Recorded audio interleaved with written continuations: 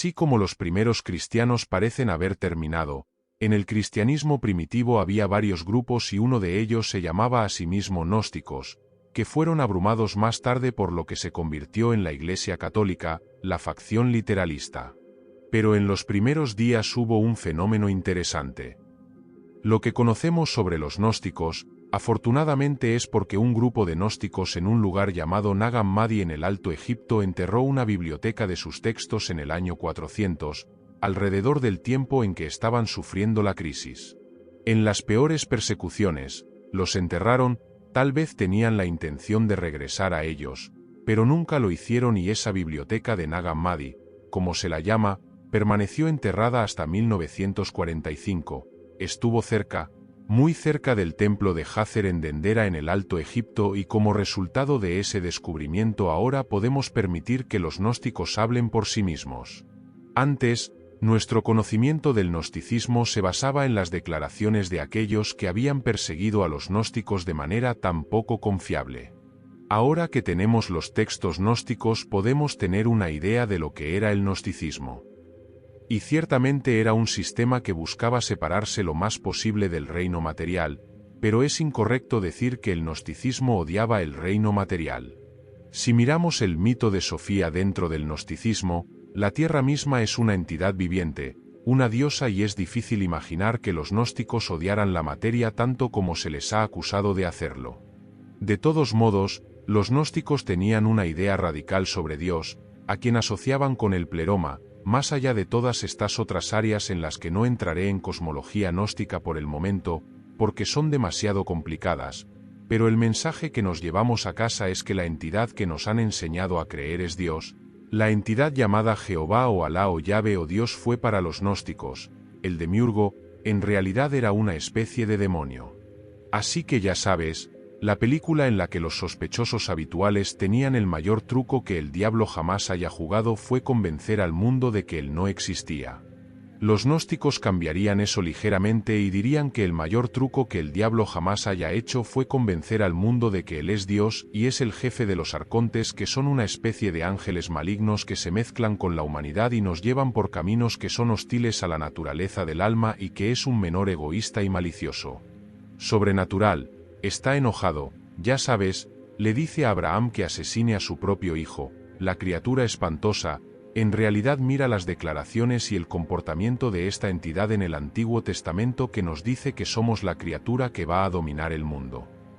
Hay todo tipo de ideas realmente horribles en ese miasma de textos y en la cima está esta cosa que desde el punto de vista gnóstico no era Dios en absoluto. Me doy cuenta de que esto es muy perturbador para aquellos que sí lo son, están comprometidos con el mensaje cristiano. No es mi intención hacer eso, pero esto es lo que pensaban los gnósticos, así que es interesante si miras la historia gnóstica del Jardín del Edén. Ahora, por supuesto, en la corriente principal, ¿quién es el malo en la historia del Jardín del Edén? La serpiente, está bien, él va a Adán y Eva y dice que tienes que tener conocimiento del bien y del mal, tienes que comer del árbol del conocimiento del bien y del mal y eso que se retrata es algo terrible, pero es supuestamente la caída del hombre. Desde el punto de vista gnóstico, la serpiente es el héroe de la historia, la serpiente es el bueno porque desde el punto de vista gnóstico el conocimiento del bien y el mal son esenciales para el progreso del alma. Si vivimos en un universo cultivado y protegido donde somos simplemente este tipo de robots de carne sin ninguna conciencia y no sabemos ninguna diferencia entre el bien y el mal y no podemos hacer ninguna elección, ¿cómo podemos crecer? ¿Cómo podemos desarrollarnos? Vivimos en una universidad de dualidad. No estoy diciendo que esa sea una frase utilizada por un amigo mío. No estoy diciendo que la dualidad es todo lo que hay. Pero la sugerencia es que en este plano de existencia la dualidad tiene lecciones que enseñarnos y de eso se trata el bien y el mal. Por eso es fascinante cuando miramos la imagen gnóstica del árbol de la vida que es un hongo psicodélico. No un árbol sino un agente visionario y cuando miramos en toda la historia del Jardín del Edén podemos ver que la serpiente es un emperador, casi siempre representada como una serpiente con cabeza humana.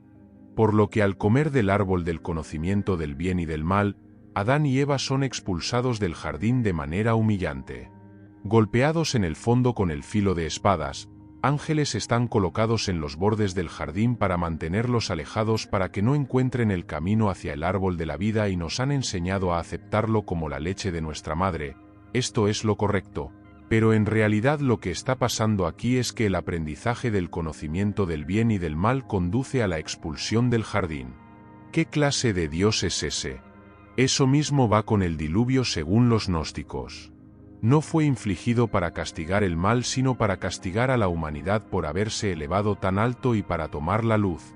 La gnosis que estaba creciendo entre los hombres y los sobrevivientes fueron arrojados a una gran distracción y a una vida de trabajo duro para que la humanidad pudiera estar bien atada con asuntos mundanos y tal vez no tenga la oportunidad de dedicarse al espíritu humano. La noción gnóstica es que hay una chispa divina dentro de todos nosotros y que el proyecto del demiurgo y los arcontes es apagar esa chispa divina, y solo podemos despertarlo a través del conocimiento revelado a través de la gnosis, y la sugerencia es que ese conocimiento revelado para los gnósticos estaba conectado con la experiencia psicodélica. A lo largo de la historia aquellos que buscaban la gnosis liberadora han sido perseguidos y aunque la erradicación del gnosticismo temprano en el Medio Oriente se remonta a alrededor del año 400 después de Cristo. Hubo una forma más reciente de gnosticismo que llegó al sur de Francia y estos son los famosos cátaros que vivían en el área que llamamos Languedoc. Si nos remontamos al siglo XII estaban a favor de la alfabetización universal. Fueron ellos quienes inventaron y distribuyeron el papel, creían en la igualdad absoluta entre hombres y mujeres. Fue la sociedad cátara la que produjo allí los trovadores de su asombroso arte. Si hubiera sido una civilización floreciente que se habría movido, creo, en direcciones interesantes de la libertad humana si se le hubiera permitido evolucionar, pero tenían un problema. Consideraban al Papa como el agente del diablo en la tierra y eso era algo muy peligroso de hacer en el siglo XII y como resultado se declaró una cruzada contra ellos, la cual se llamó las Cruzadas de Albigensian, que llevan el nombre de la ciudad de Albi, una de las ciudades cátaras, y sucedieron cosas realmente terribles. Este ejército vino desde el norte de Francia, ya saben, estaban hirviendo de daño e ira y entraron en las tierras cátaras y simplemente asesinaron a todos. Hubo una ocasión famosa en la que uno de los generales se acercó al líder de la cruzada y le señaló que algunos católicos vivían en la ciudad de Béziers. Preguntó qué se iba a hacer con ellos, y el pontífice dijo que el líder simplemente dijo, «Mátenlos a todos. Dios elegirá a los suyos». Un horrible incidente de genocidio y limpieza étnica en el pasado relativamente reciente, y por supuesto, las quemas en la hoguera. Considera cuál es el estado mental en el que debes estar para quemar a un ser humano en la hoguera. Quiero decir, no puedo pensar en una forma más espantosa de morir. En realidad, es una forma de sacrificio humano, seamos realistas, quiero decir, eso es lo que sucede cuando la Iglesia Católica quemaba a personas en la hoguera en el pasado. Es un sacrificio humano que se ofrece a su Dios, tal vez a un Dios demoníaco. Es una terrible manera de morir, la grasa en tu cuerpo comienza a burbujear y arder, es una muerte espantosa, espantosa. Así que si vas a infligir eso a un ser humano, ¿qué es lo que está pasando en tu mente? ¿Realmente harías eso? Y se hizo alegremente y en grandes cantidades.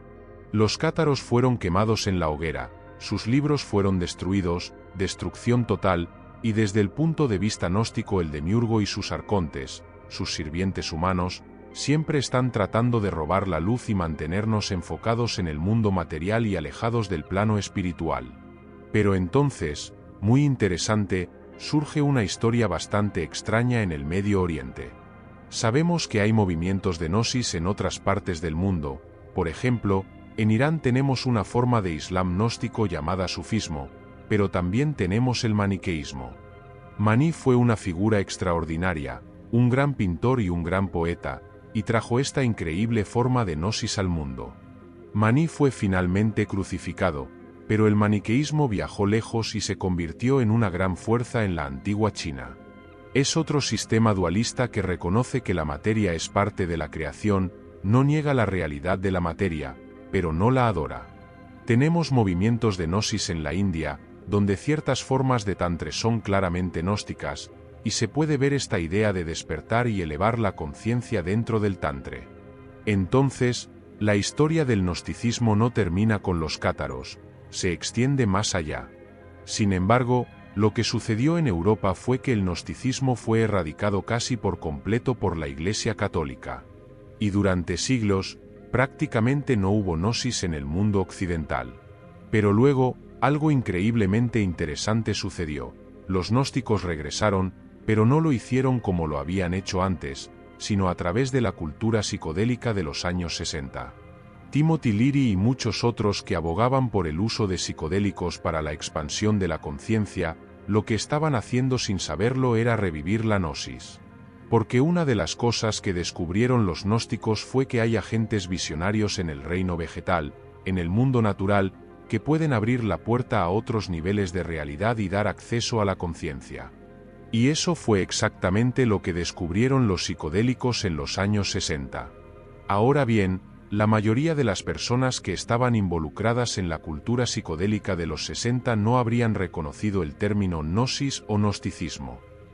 Pero lo que estaban haciendo, y el propósito de sus experiencias, era en realidad muy similar a lo que los gnósticos habían estado haciendo 2000 años antes.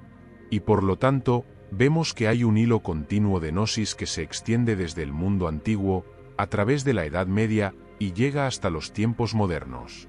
Entonces, cuando hablamos de gnosis y gnosticismo hoy en día, no estamos hablando solo de una vieja religión que desapareció hace mucho tiempo.